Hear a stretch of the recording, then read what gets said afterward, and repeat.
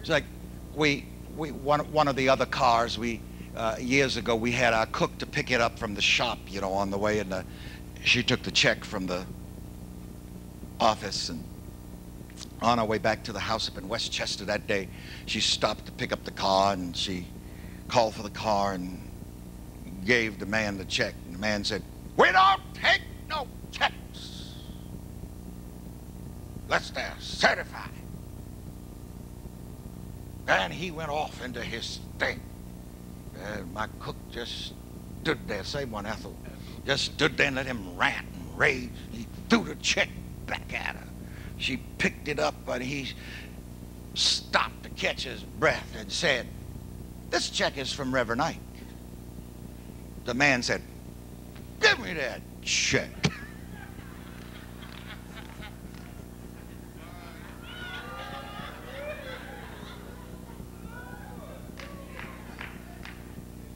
He called the name. She called the name. You are going to be surprised, and let me tell you this, and I am winding down. Listen.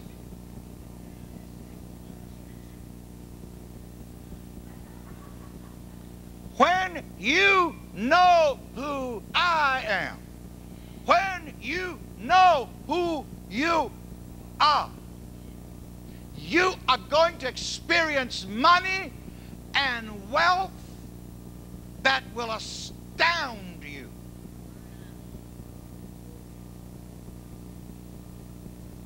You will experience money beyond simply the cash realm.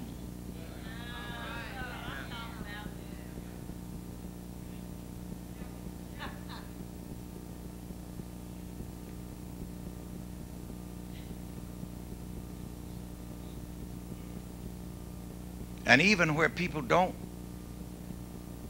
know your human identity, not even speaking the same language, the Father will tell that person that you and he can't communicate in the same language. Yeah, I was in Paris, but the Spirit introduced me.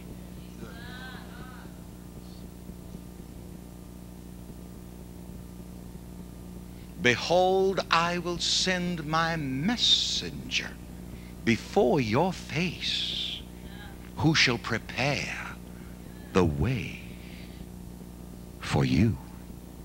Lift your hands to the people near you and say, "Behold, I send my messenger before your face, who shall prepare the way for you." You won't have to argue with anybody. Before you can get to that bank, they'll call you and say, "I'm sending that money over.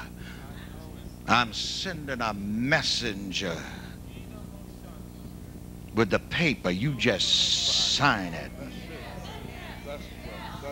And we're going to transfer it to your account."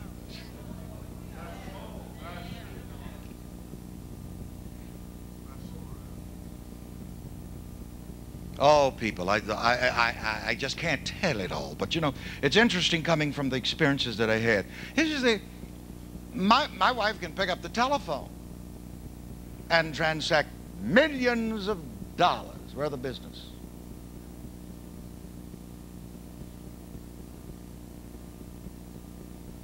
Because the money management firms that we deal with, they know her voice. You know, bankers are strange people. You talk about people keyed into money. They're so in tune with money, they can look at you and tell whether you're shucking and jiving. They know you got it. I remember when I was buying one Rolls Royce back in the 70s in Los Angeles, and the Rolls Royce dealer was riding me around in it, and I decided I wanted it. And so I said, "Oh, well, let's pass by my, that's my bank there. Pull over there. I know it's closed, but maybe the manager's in there." And so he pulled over, and we got out and went around the side door, and he was sitting there at his desk. Everybody was gone. The bank was locked up, and I tapped on the door. When he saw me, he got up and ran. Open that door. I said, I want you to write a check for this man for such and such and such. He's got a Rolls Royce that I want. Well, he surprised me, and he shocked the Rolls Royce man, too, who told me that later. I said, I'd never seen that before. The man just pulled out a blank check out of his drawer. I said, how much did you say? Wrote it out, certified it. Didn't pick up the phone to check nothing. No, didn't touch a computer. Handed me the check. I handed it to the man. And we got outside, and I says, you know, this is a conservative bank, you know. And after all, he sells Rolls Royces, so he deals with all the people. He said, I've never seen that before.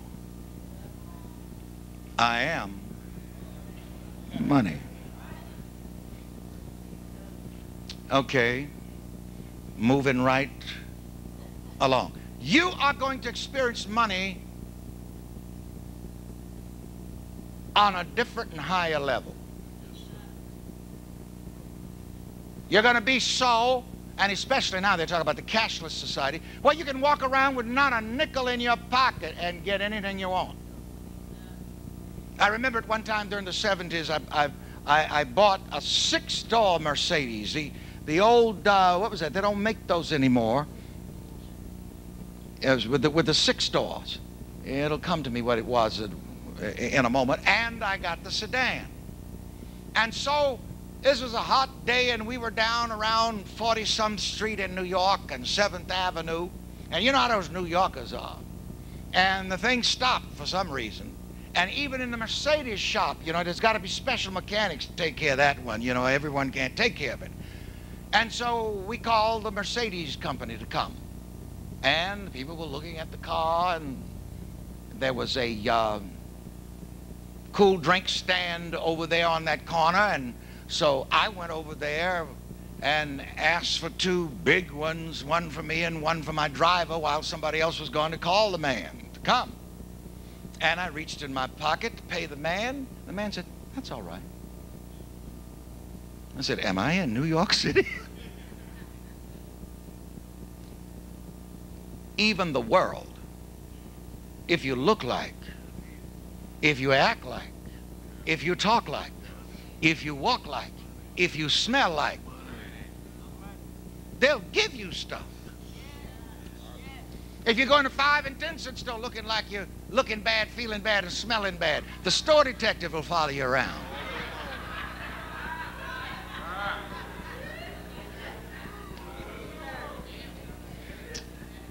I may hurry, see if I can do this in 5 minutes now.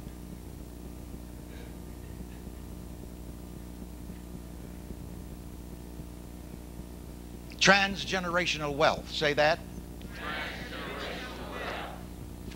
I got married, and I decided now that I have this responsibility,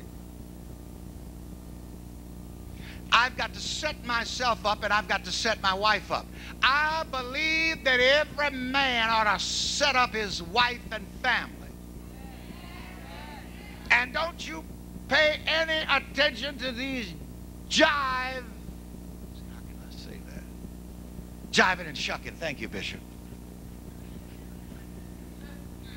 Guys talking their jive talk. You look around and make an assessment in a hurry. You're going to set me up? Let me hear you say, you're going to set me up? Men, it's your responsibility. But yet, at the same time, women, don't wait. You set yourself up. And I'm going to tell you some little secrets on that too. You get all of the insurance that you can on your husband.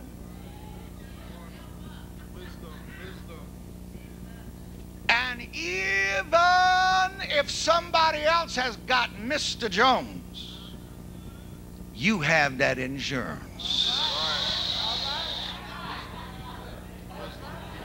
Because as we used to sing in South Carolina, run on for a long time, run on for a long time, run on for a long time. I tell you, God Almighty is gonna cut you down. I said that on the radio once down in Miami, in the radio station, and they called and said, tell Reverend, please don't say that on the air anymore. Some of these women, when they're crying at the funeral, they're not crying because that sucker's dead.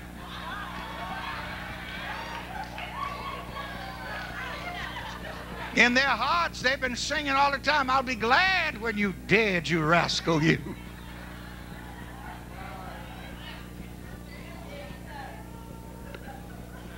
Keep up that insurance and hike it.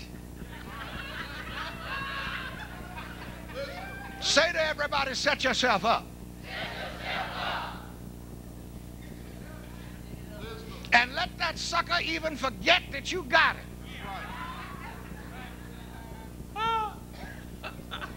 Tell the insurance man, don't come to the house. I'll mail it to you.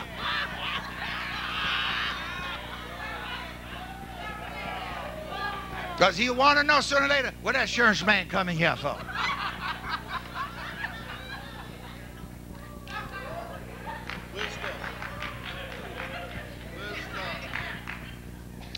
So when I got married, I felt the responsibility to set my wife up and to set up the family that we would establish. And so I said to her, send for an insurance man.